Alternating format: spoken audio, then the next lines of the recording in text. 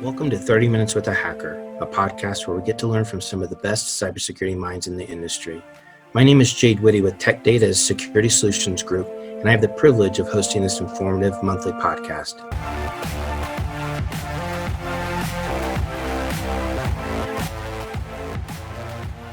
Thanks everyone for joining this next episode of 30 Minutes with a Hacker. My name is Jade Whitty with Tech Data. I'm excited about today's topic. It's on the topic of securing data in the cloud. We have one of our best security partners, Impelix, joining us. We have about 8,000 security partners at Tech Data on a global scale. So Impelix is one of our stronger security partners, especially when we're talking about securing data in the cloud. They have a lot of experience and background in that. So we have our normal team as usual, our Brett Scott, Josh Hart, John Garner, Josh Hickok, Daniel Seth, and Dylan Hudson. These are all ethical hackers, guys that have been in the trenches for many, many years and get pulled in with our government, the FBI, different types of organizations to help with nation state attacks and different things that are going on a global scale. So that the impetus for this call was really to pick their brains and what we started doing this podcast for. And we have partners that we have pulled in to the conversation when it makes sense. To give you a little bit of background on our guests from Impelix out of Chicago, we have Don Zelenak. Now, Don has 20 years in the industry. 15 of those years was not necessarily specifically focused on cybersecurity, but it was a big part of it. And then the last 5 years really zeroed in on that.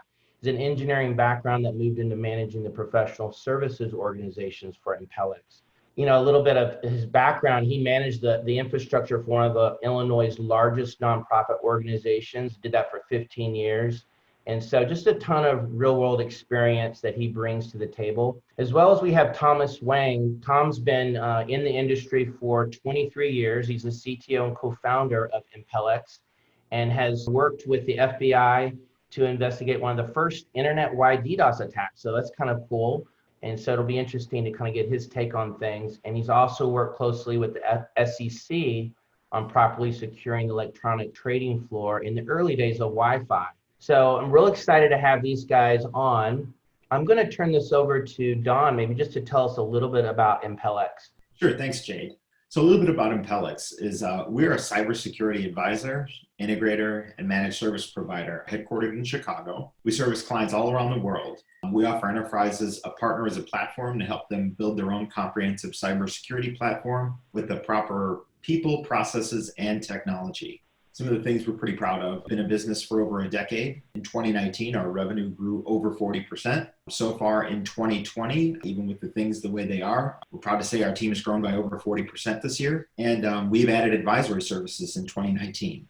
Well, we're glad to have you guys on this call, especially with your background in the cloud. And that's what today's topic is really how do we secure data in the cloud? And I get this request a lot from different partners and people that listen to this podcast on what topics they would like to hear. And this one comes up time and time again. So that's why we wanted to discuss it. And it's really about who is responsible for what. Is you put something out in the cloud and you know that AWS or Google Cloud Platform, they hire some of the best people maybe to secure that infrastructure, but really how secure is it? And understanding the responsibilities of that is what we want to talk about. I'm going to let Thomas kind of set the table for the discussion as we kick off this topic. Thanks, Jade. Great question in regards to cloud. So the first thing we need to do is get a clarification on the definition of cloud, right? Everybody has different understanding of the cloud. So let's break that down a little bit so that we understand the different types of security measures that can be done. The likes of Azure, Google Cloud Platform, AWS, those fall under the categories of infrastructure as a service. And what that means is the infrastructure is provided by the provider. But anything outside of that, it is the client's responsibility, right? Hence the concept of a shared responsibility model, right? Then there's the SaaS or software as a service cloud, right? It is a consumption model where they maintain all the stack from the plumbing all the way to the application. You're responsible for the data. And so because you don't have access to the infrastructure, the security that's being done there has to be done differently compared to what you would do in infrastructure as a service. give you an example. In a IaaS environment, right? You have the capability to put a virtualized firewall in front of your tenancy, right? So that you can control your access in and out of your AWS environment. Similar to the way you have firewalls, securing your data center, you do the same thing for your IaaS or AWS environment. In a SaaS world, there is no concept of installing a firewall in front, right? So you have to look at a complete different type of solution to secure the data that is going in and out of a SaaS environment, and that goes down the world of cloud access security broker or something like a secure web gateway type of thing. So just to make sure that we all understand and the audience understands that two different types of clouds require different types of security. This is John Garner. In a traditional environment, from a security standpoint, in an ideal situation, you would have, very fine and granular visibility into your network, especially for things like lateral movement, knowing which servers are talking to which. I'm assuming that visibility or ability to get that visibility you had mentioned, standing up kind of a next-gen firewall for that north-south traffic, but to get that internal view inside the cloud infrastructure, what kind of goes into that, and are there any cost differences between doing that in your own environment versus doing the cloud? Great question, John. Absolutely, there are differences between the physical on-prem environment and the visibility you get from north, south, east, west, and the visibility you get in a AWS or Azure environment. The difference the big difference is the fact that you don't own the infrastructure, so you don't have the ability to plug a cable in, right, and span a port and see what's going on from server to server. So the alternative to that is you would be utilizing some sort of a sensor that would either be placed on the workload that's sitting in the cloud itself, or you would tie in a sensor to similar to the concept of hypervisor, where you plug in at that level so you get to see the traffic going east-west and north-south to be able to understand all that communication that's happening, and then feed all that telemetry back to your SIM environment so that you get to see, right, what type of traffic is happening, what's anomalous, what is normal, and then you can take the appropriate action. The big thing here is most people think the cloud right now is a big black box that something happens in there, and then I get data in, I get data out, right? But our job here, right, is to help everybody uncover that box and start to understand all the different components that make that box work, and then where are all the points that you can insert security and or visibility tools into, so that you have full capabilities of taking action as soon as any sort of incident or security event occurs. This is Brett Scott. So I think that also applies to your security situational awareness, right? So if you treat the cloud as a separate world, monitored differently, maybe even by a different team than your regular enterprise, then if somebody or some entity is attacking one, the other doesn't see that, and therefore you can be surprised twice because you're unaware that the attack is coming for you because it hit a federated version of your security team because it was separate. Absolutely, and that's exactly it. Is now before you may have one instance that was physical. Now you have one instance that's physical plus one or more instances, right? That's virtual, and if it's exposed to the public internet, you are prone to the same risk, same exposure as your physical side. So you have to have that same level of security and vigilance to make sure that your cloud environment is secure to the best of your ability. There are many knobs and switches that are available in these cloud environments, and without the proper tools and without proper monitoring, right, you'll end up inadvertently creating gaps. You'll inadvertently create exposure without you even realizing it. And a lot of the, cloud breaches that you've heard of is because of exactly that. It's inadvertent, human error, right, of not locking things down. And that also speaks to IT management, right? Because if it's your infrastructure, you know who goes into that room, you know when they're going to be working on it and what they're going to be doing on it. Whereas in a cloud infrastructure, they have their own teams working on their own compliances, et cetera. And so their need to meet their goals might actually interrupt, disrupt, or change your environment. I'm Yes. working with a cloud security provider that's doing RFC 7230 right now, and that is going to impact my operations out of my ability to plan. It's asynchronous to my plan. And so any IT compliancy also needs to take into account that there will be these types of disruptions to your infrastructure, and that also creates security seams. Yes, and there's the whole people process side that needs to be worked in tandem with your providers and or internally to make sure that anything of that does come up, you can work together to figure out how to incorporate that into the operation side. Otherwise, yes, gaps do occur, and that's where the vulnerabilities and exposure become highlighted. So one of the things that I've seen, and this is Josh Hart, is that cloud providers are becoming more aware that users of their cloud have the tendency to either misconfigure or not configure properly at all the resources that they have. So they began to introduce solutions like AWS and their security hub has an automated response and remediation solution that looks at sys controls related to the AWS Foundation's benchmark. I think just today, Google has an article out in Business Insider talking about how they've introduced a new cloud feature that's going to help called confidential computing that's going to help protect data processing applications that utilize containers in their cloud. So it seems that these providers have realized, although they put security as the responsibility of the user, that they need to provide some form of tool or solution for them to get better at security in the cloud. So my question for you is, have you seen your customers leveraging these tools, or when you've consulted with your customers, use them alongside them, and has the use of the tool or what's being provided been predominantly reactive or proactive? And just talk through why you think it would be one over the other, or has been one over the other. Yeah, I can start, and then Don, if you want to jump in on anything that I might be missing.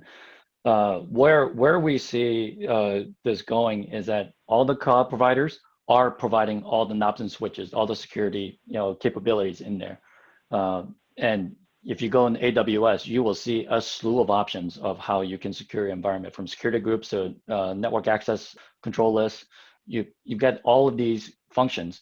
The problem where it comes to play is you don't have a good overall view, right? So you can't go in there and say, okay, how am I secure, right?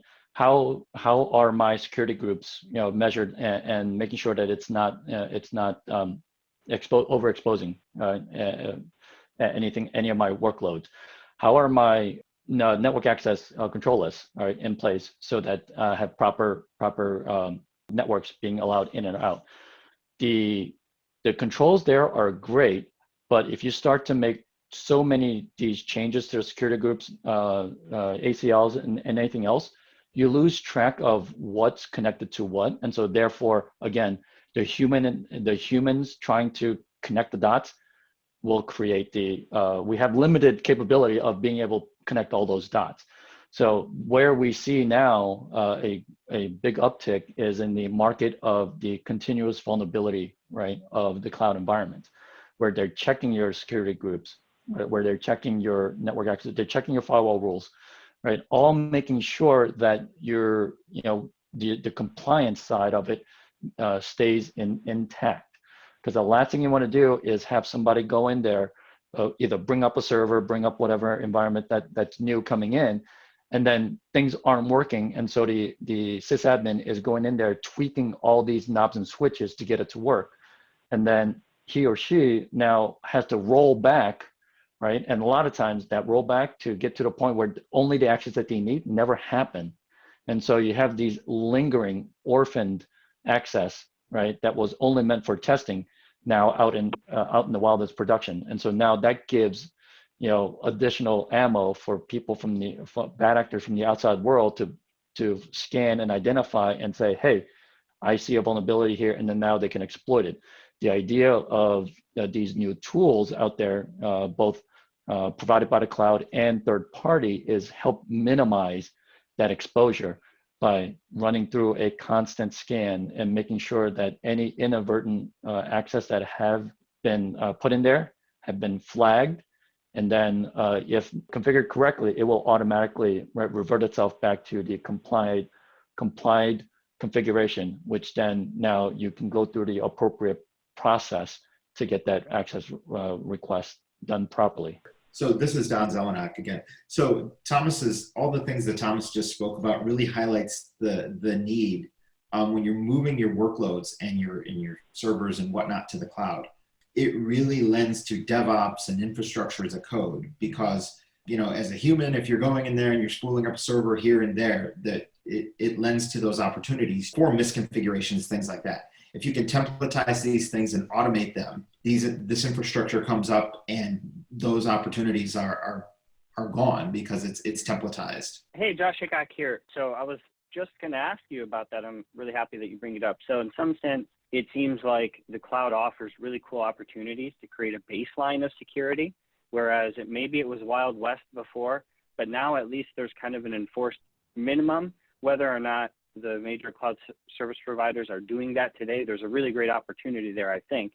I was hoping you could expand a little bit about infrastructure as code, maybe explain a little bit about what it is, because it seems like automating your services using kind of this newish DevOps sort of thing and implementing security as part of your infrastructure as code is really, really promising as well.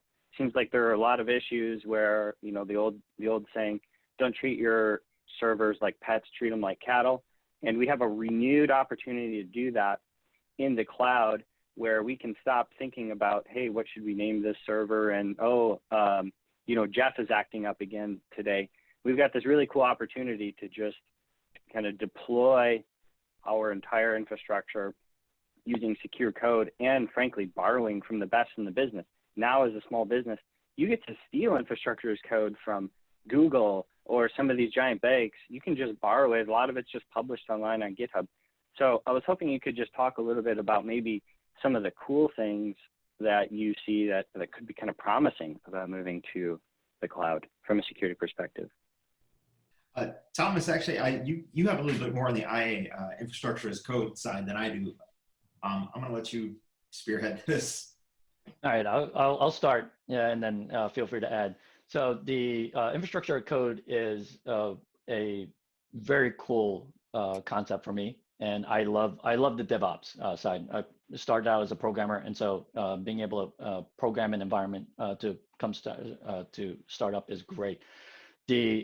Josh, your point is spot on. Is if we as a organization and also as a community, right, embrace the whole idea of DevOps or DevSecOps and however SecDevOps, however way you want to slice it, right? We incorporate both secure coding of whatever application and or service you're tying into there, and then tying into the actual build out of the technology stack required to run that, right? If you run that as code, then that means the margin of error is dramatically reduced. And then if you tie that into building out the stack, right? So if you built I'll give a quick example is, you built a web server stack that constitutes, your OS, all your applications like the Apache servers and whatever else you need, right? And if you throw it up into AWS, you can assign the proper security groups, you can assign the proper network access controls without having anyone touch the management console to configure that.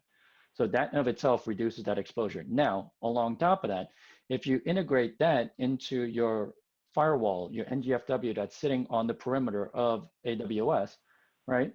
Your perimeter firewall already has the firewall rules for your web servers, right? And so therefore, if you use the concept of, an easy thing is AWS tags, you use the tagging capability and say, you know what, this device is a web server.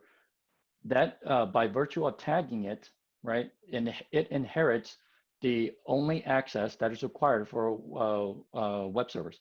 So now you've minimized your configuration risk because you've developed it, you've rolled this out in a DevOps model, along with the fact that you've got a standardized firewall rule set, right, that specifically has specific access for web servers, right? And you don't need a firewall administrator to go in here to build the firewall rules, right? You have dramatically reduced the exposure of anything being potentially bringing into the environment as a gap or a risk, right? So that's where we see the direction going. We some of our clients are doing exactly that. Is they're turning all of their applications into a version of IAC, right? And tying that into firewall rules so that when everything gets deployed out, you put the tags in and up and away, it's up and running, right? So the elasticity, that now what that does is it gives you both the operational side, the elasticity side of scaling wide and scaling up, right? Dynamic. And then the other thing is if by chance, right, one or more of those devices or stacks did get compromised in some way, shape, or form, Josh, to your point, think of it as cattle, blow it away, rebuild, right? Or if you wanted to, you want to do some forensics on it, right? You can have a automated response to say, tag this as quarantine, right? And then it will automatically get quarantined and then in this isolated incident. So your ability to reduce your exposure greatly increases, right? And at the same time, your ability to respond both operationally and from a security standpoint, right, is much quicker. I have a question about, maybe if you're doing some incident response for some service providers out there, some partners of ours who haven't really started their cloud journey, there might be some kind of high level, almost beginnerish sort of questions that they just don't really know where to start. Some of them might be around regulatory and compliance measures, like, hey, if I've got somebody who wants to move up to the cloud, doesn't their data just get scattered all over the world? And now all of a sudden we have to worry about GDPR and everything else. So maybe a note about that. And the other thing is about forensics. Obviously, when you're shifting to some models like platform as a service, you're not ever coming into contact with hardware, for sure, at least that you're going to see. And Amazon's not likely to hand over access to physical servers to you. Things like, what does that look like from a security perspective, both getting your data, and what are some considerations for getting your data up into the cloud from a regulatory perspective? And then what does forensic and post-incident review kind of look like, maybe both for infrastructure as a service and platform as a service? I'll start. The first thing is you can't do any sort of response without visibility, right? So we always, advocate that you have to have an understanding of the lay of the land. Right? You've got to know what assets do you have, right? Where are they? How are they being used? For you to even get a sense of what's really going on. So you have to gather all of that telemetry and house it and be able to have visibility into it. So typically, whether it's cloud or on-prem, whatever it is, you're pulling all that telemetry data to some sort of a SIM environment, right? And that allows you to gather all those logs, then ideally stitch those logs together so that you get to see the correlated events across all the disparate logs. So you get an understanding when an event occurs, the true sequence of events, right? The event could have started on the endpoint, which then generated logs there. Then if you were on an AWS environment, it would have triggered the VPC logs, so you get to see the access of that. Then it would have hit your firewall logs, right? And so when you're able to correlate all that across, then you can put together the sequence of events of how it started, and then what happened at that reference time point, and then what happened afterwards, right? In the IaaS environment, that's what you'll need. In the and same thing for a platform, right? Anything you put on there, you got to have that telemetry. And I'll add the software as a service, SaaS side, similar idea, right? If you're using CASB or SWIG, right, for accessing that data, you need to have that telemetry to know who's accessing it, how, and where that data. And to your point about where that data is stored, luckily, the cloud providers have caught on to the regulatory needs, and so you have some flexibility. You don't have total flexibility, but you have some flexibility to isolate as much of the data as possible within, for example, a region, right, or an area. In many cases, if, for example, GDPR, where in those EU countries where data cannot leave the region, many of the cloud providers will have a presence in that location. And so for those people that are bound by GDPR in that specific region, the data will reside there, and it can only be sitting there. Now, accessing wise, you can access that data from anywhere around the world, but you still have the need for visibility, and ultimately, if U.S. residents are accessing GDPR data or PII data that's sitting in GDPR, then all that GDPR compliance does roll down to you, right, as an organization if you're on the US side. So keep that in mind. Even though the data might reside in the EU, if you're accessing it from the US, those rules all come down to the US side also. All right, with that, we should wrap up this call. This has been really, really informative. And Don and Thomas from Impelix, really appreciate you guys. I said Impelix, but it's Impelix. I want to make sure I pronounce that right. Really appreciate you guys being on this call, and hope everyone that's listening in got a lot out of this. And just know that you can reach out to Impelix through us if you really want to engage them, realize that there's a need, and maybe you guys aren't securing things properly, know that that's always an option to you. So thanks everyone again, and I look forward to next month's podcast on 30 Minutes with a Hacker.